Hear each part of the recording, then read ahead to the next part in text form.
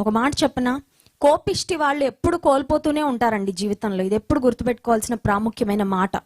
కోపిష్టిగా నీవు ఉన్నట్లయితే please know that you will be a loser in your life. ఎంతమంది కోపంతో డివోర్స్ల వరకు వెళ్ళి కుటుంబ జీవితాన్ని పాడు చేసుకున్న వాళ్ళు లేరంటారు. ఎంతమంది కోపంతో బాస్ చిన్న మాట అంటే ఆ మాట పడలేక తట్టుకోలేక నాకు ఉద్యోగం అక్కర్లేదని రిజైన్ చేసేసి ఆ తర్వాత అప్పులు ఊబిల్లోకి వెళ్ళిపోయి డిప్రెషన్లోకి వెళ్ళిపోయి సూసైడ్లు చేసుకున్న వాళ్ళు లేరంటారు. ఎంతమంది కోపంతో కోపిష్టి వారుగా తమకు తాము నష్టాన్ని కలుగు చేసుకొని ఉరి వేసుకున్న వారు లేరంటారు.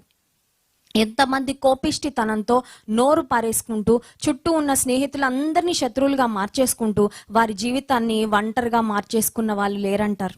నయమానికి కోపం వచ్చిందంట. నయమానున్న పరిస్థితిలో అయ్యో ఈ వ్యాధితో నేను చనిపోవడం కంటే ఈ ప్రవక్త చెప్పిన మాట చేయడం ఎంత మేలు అనే గ్రహింపు లేదండి. కోపం వచ్చినప్పుడు కామన్ సెన్స్ పనిచేయదు. కోపం రాగానే కోపం అనే ఎమోషన్ ఎంత డేంజరస్ ఎమోషన్ అంటే ఆ కోపం వచ్చిన వ్యక్తిని నాశనం చేస్తుంది, అతని జీవితాన్ని నాశనం చేస్తుంది. ఈ నయమాను అనే వ్యక్తి అంటున్నాడు, నా దేహంలో ఎక్కడైతే నాకు లెప్రసీ ఉందో, కుష్ఠరోగం ఉందో దాని మీద ఆయన ఇలా ఆడించి నీవు శుద్ధుడ వగుదుగాక అని చెప్తాడేమో అని ఎక్స్పెక్ట్ చేశాను. కానీ ఏంటి, నదిలో వెళ్ళి మునగమంటున్నాడు, స్నానం చేయమంటున్నాడు. నాకు ఈ మాట నచ్చట్లేదు, లెట్ మీ గో బ్యాక్, నేను తిరిగి వెళ్ళిపోతాను.